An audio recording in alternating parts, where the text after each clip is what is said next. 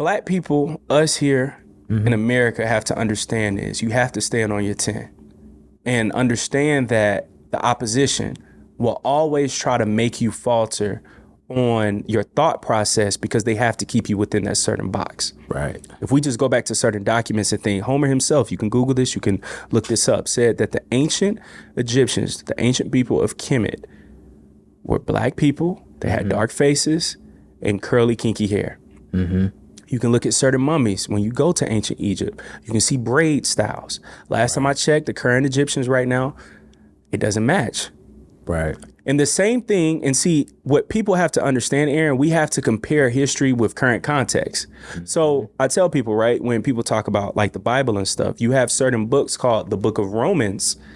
Facts. Right? Because why? They were in Rome, but that's the same, but not understanding that these were Hebrew people in Rome, the same way how we can have a book today, 2,000 years later, based off of us right now, called Book of Americans. Right. So when we look at...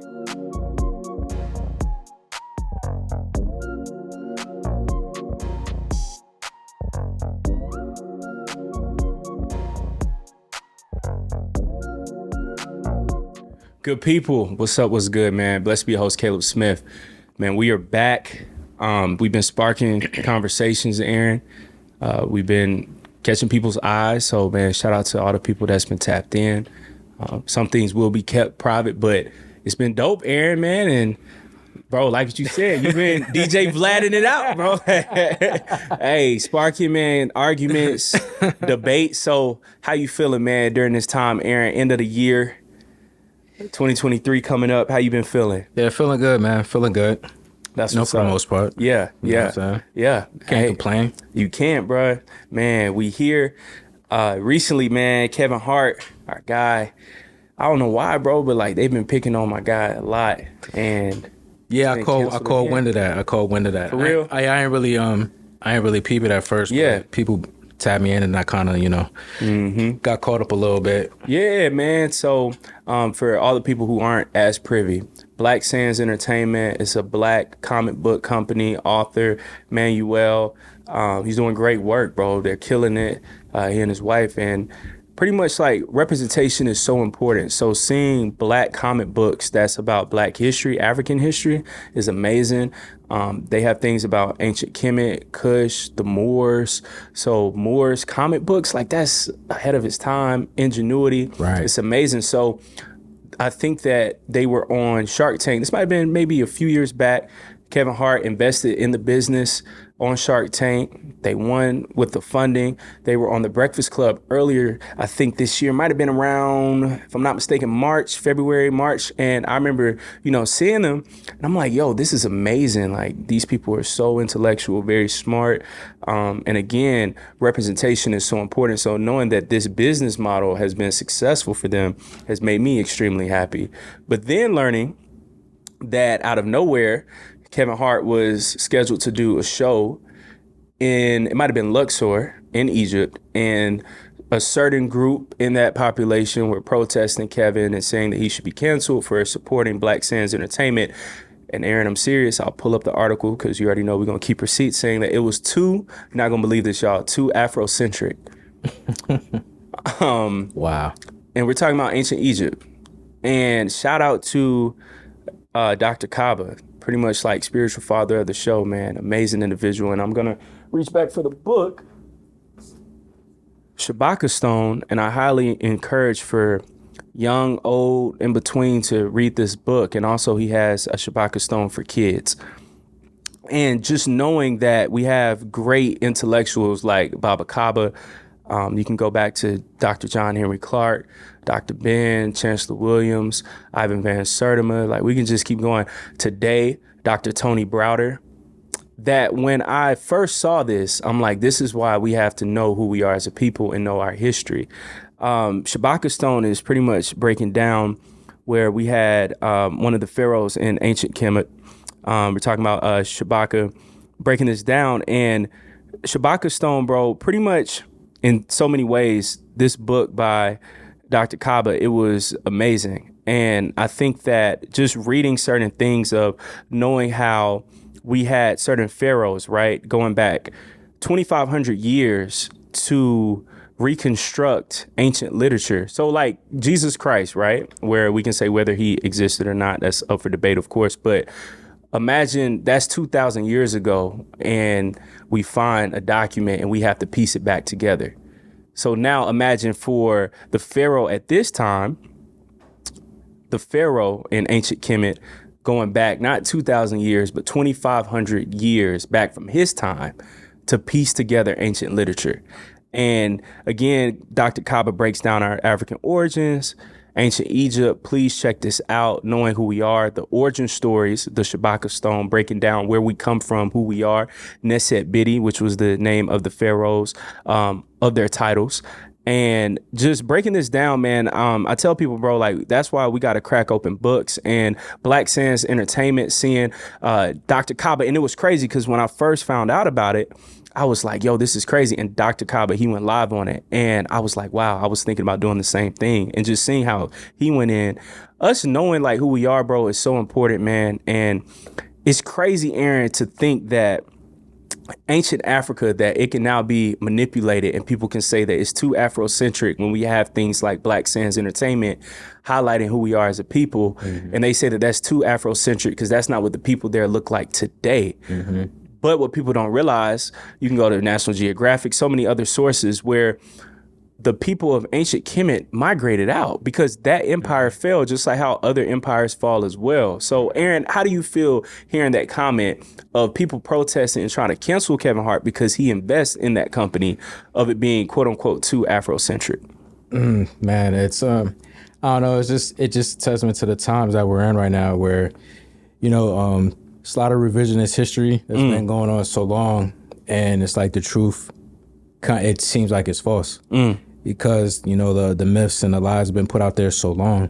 Wow. But how can you be, all right, so I just want to get this straight. All right, Egypt is in Africa. All right, Kemet, Egypt, that landmass, that jurisdiction, it's in Africa. Not the Middle East. It's not in the Middle East. Right, whatever that is. Which was a newly created term, talking about in the 1800s by the British Exactly, Empire. That's not ancient designation, but it is in Africa. It doesn't matter what school systems is trying not to place it in Africa. Egypt is in Africa. Kemet is in Africa. And I heard that they're kind of straying away. They don't like when we call it Kemet as well, too. But it's like, I think with us over here, right, in the Americas, we've been so detached from like the roots for so long. I think we go harder at going back to the origins because we've been we kind of been distant from it for so long. So when we're discovering, recovering, and reclaiming everything, we go harder than everybody that's kind of just grew up in that climate. Or, you know, it just comes to them. I want to say they kind of take it for granted. Yeah. And then so they kind of just get used. So if something like drifts off from, you know, its origin or whatever, they kind of just go with it or whatever because they don't have a mission to reclaim anything. It's just there or whatever. They just go with what they was taught in their system. But for us, it's like we get to the get down. That's right. You know what I'm saying? And then it's an ongoing thing with us. We still, you know, we clean it up. Like you named a lot of great scholars earlier, and then we come along, absorb what they lay down for us, and then like we even revise what they got going on because, you know, they're, you know, everybody's up for critique. You know, so if there's something a little off, we correct it. No big deal. You know what I'm saying? They put what they put down, we're going, you know, revise it, refine it, and keep going. But I've noticed that when we get to like origin type things, like calling it Kemet, they offended. They don't want to call it Kemet because when you get down to that aspect, what's the word here? Look, etymology. That, then you know what I'm saying. Then they're like, oh wow, it's dangerous. The black lands and stuff. And then they really get down to the get down. So it's really then it's off of their narrative, which supports like just because people don't look like that now. Like over history, there hasn't been migration patterns and exoduses and things like that. Like, come on. So that's the type of tip I'm on right now. But it's cool because they begin aggy. We got to rustle up things. So now it's like, yeah, we're going to test your theories. We're going to test what you've been putting out. And then so you show and prove what you're saying now. See what holds up and what doesn't. Come on. That's basically what's going to go on. You got to shake things up, man. Gotta cause confusion a little bit to disrupt everything. Man, talk to him, Aaron, because, bro, I highly advise any person that's tapped in, look up the great scholar, Ashwar Kwesi. When you get the chance, go on YouTube. Man, just binge watch the stuff. He takes tours multiple times a year with his classes to ancient Egypt. He breaks down the African origins, the origins of Christianity, Abrahamic belief systems, everything. And he breaks down how these are African people. Good brother Chase McGee, Voice of the Ancestors. Follow that page. There's so much knowledge out there. And man, real quick, just breaking down, Aaron, how things can be altered and misconstrued. Aaron, what am I rocking right now, man? Talk to the people. What's the brand, all that? Oh, the Ron Marcel. Ron Marcel is a clothing brand. It's inspired by the morals of heraldry. You know what I'm saying? Ron Marcel means young noble warrior. You know, and then you know, that's the brand. But it's inspired by the mores of heraldry, history. You know, so to put it out there in today's climate, it's fresh, it's fly, and you know, it's knocking a couple birds with one stone. Now. It's the historical aspect, and you being fresh to death while you doing it. Quality's on point too, man. So y'all make sure to tap in with Aaron. You already know he got some more merch dropping soon. He's rocking it right now. So Aaron, case in point, we got Black Sands Entertainment, right? We have this, right? What if somebody says, Ron Marcel, man, this is racist because the original, are you trying to imply that the original Moors, I thought that they were Arabs. And so basically what you're trying to do is too Afrocentric.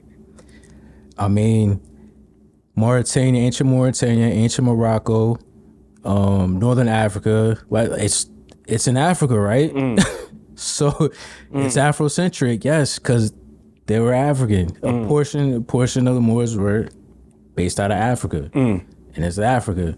Right now, it's like you got Mauritania and Morocco right now. They're like remnants of those ancient empires. Right now, those are the current nation states right now that contain that history. Come on. You see what I'm saying? The jurisdictions are a little bit, these jurisdictions right now in Africa were just recently carved up. They're not even like 100 years old. Bro, it's pictures in textbooks. I remember in class where they showed Belgium and all the European nations cutting up a cake that was Africa. Oh, wow. So, bro, they tell you for Africa. Yeah, there was actually, they called it a scramble for Africa. It's the ATM. Yep. So it's crazy because, like I said, like those jurisdictions aren't what's there now. What we come to know, those aren't ancient jurisdictions. And yo, like when you go back to the source, I mean, like yo, you don't have see the thing about us. We don't have to revise history. We just got to discover what's there and just tell it. Yes, sir. And then that just disrupts everything. So we don't have to make up anything. Everything is right there. All you got to do is just like explain the burnings of libraries. Explain Alexandria. Why? What is it like? If it's history, what you want to preserve it and study it and push it and build off of it. Like, why would you burn it if you're the victor? You see what I'm saying? So, Aaron, staying on that same point, why did Napoleon blow off the faces of the pharaohs on all the sphinxes with the noses? I mean, you know, so the story is, you know, Napoleon blew off the face of the Sphinx because he was like, man, like there's dark faces here. It can't be African people that did that. So that's where the Napoleon complex came from because they say that he was shorter. And so they say short people having few like short tempers, and then they fly off the handle and stuff like that. So they kind of compensate with bravado, things like that. And so that's where that term comes from. But he blew off the faces, the story goes, and destroyed the face of the Sphinx and defaced it. So man, Aaron, here's the thing, right? I'm breaking that down. When people say these things about ancient Kemet, and I'm gonna say ancient Kemet, not ancient Egypt, because these are all fairly new names. Egypt itself is a Greek name, and the Greeks came. All right, so now Aaron, he's been dropping gems, bro, and now we really just about to go in because what Black people, us here in America, have to understand is you have to stand on your 10 and understand that the opposition will always try to make you falter on your thought process because they have to keep you within that certain box. Right. If we just go back to certain documents and think, Homer himself, you can Google this, you can look this up, said that the ancient Egyptians, the ancient people of Kemet, were Black people. They had dark faces and curly, kinky hair. You can look at certain mummies. When you go to ancient Egypt, you can see braid styles. Last time I checked, the current Egyptians right now, it doesn't match. Right. And the same thing, and see, what people have to understand, Aaron, we have to compare history with current context. So I tell people, right, when people talk about like the Bible and stuff, you have certain books called the Book of Romans.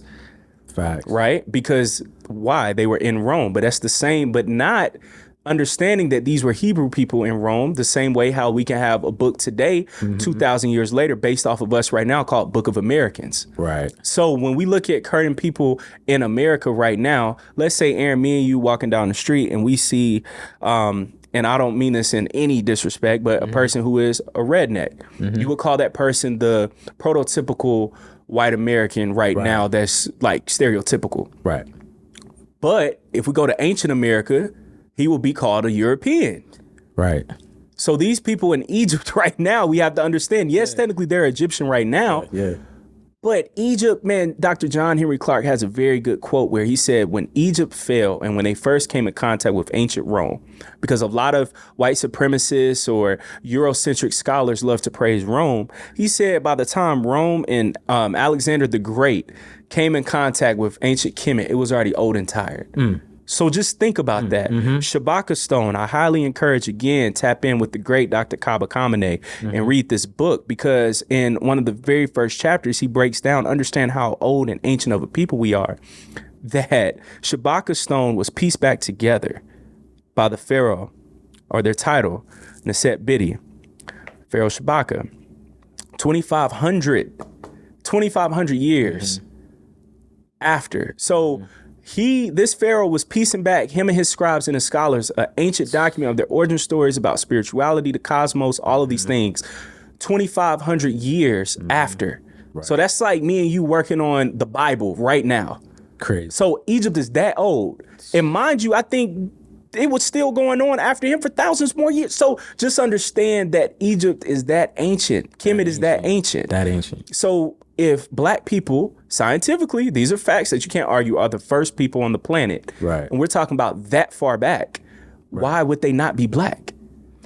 Right. And we're talking about ancient Africa. Egypt started out of Kush, correct? Yeah. From the Kushite Empire. And they started warring. All facts. Yep. And we know Kush burnt faces. So if they were black and they came from the Kushite, come on. Yeah, you know what's over if they start trying to claim like Kush? Yeah, but they never do, right? Yeah, it's like, yo, if it's just, that'd be just so blatant.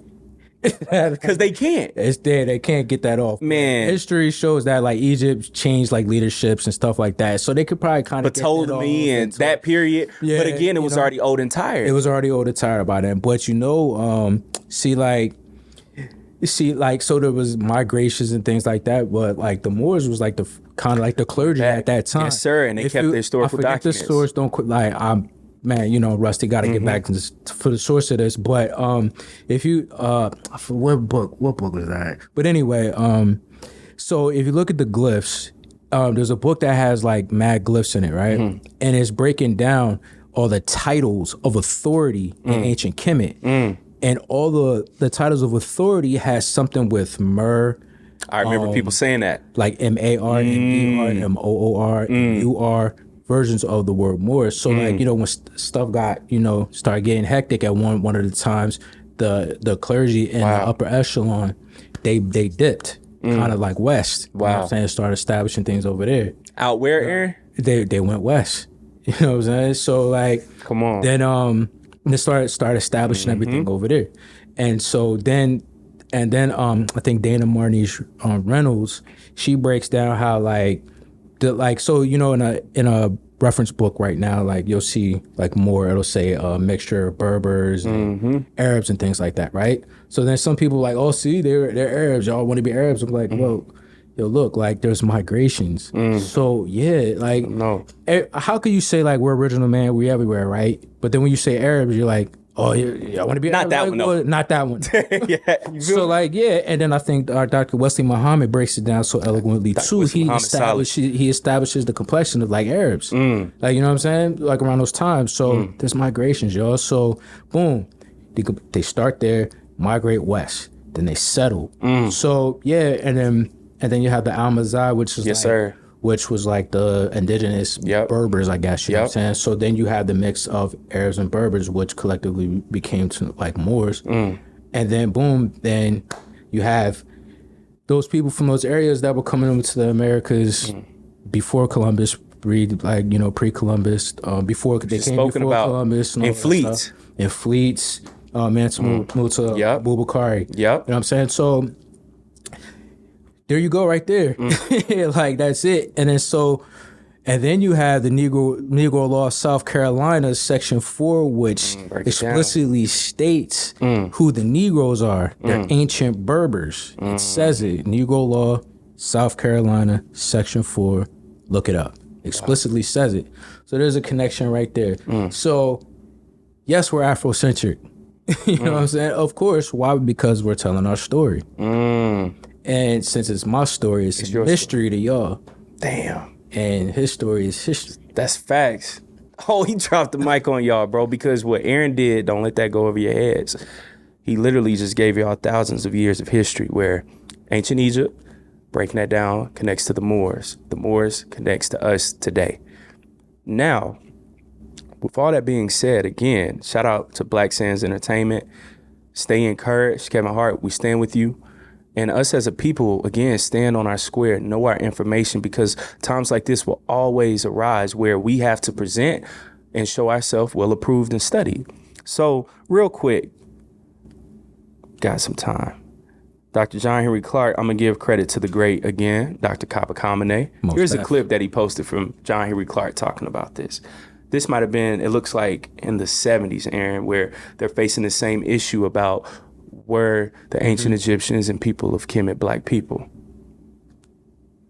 Historians acknowledge that ancient Egypt was a black nation, then they would have thrown all Western history out of kilter, because Western historiography is based on the mistaken concept that if Egypt wasn't European, it was at least Oriental. It was neither. Because Rogers traced, as many competent historians, black and white, have already done, the southern origins of Egypt, and that the people, who would later be called Egyptians, came from deep within Africa, maybe Ethiopia and Somaliland. And they kept good relationships, good and bad, like all families, with the people to the south all of this time. And the proof is positive. And do not think that Rogers is out on a black thing, or that most black historians are out on a solely black thing.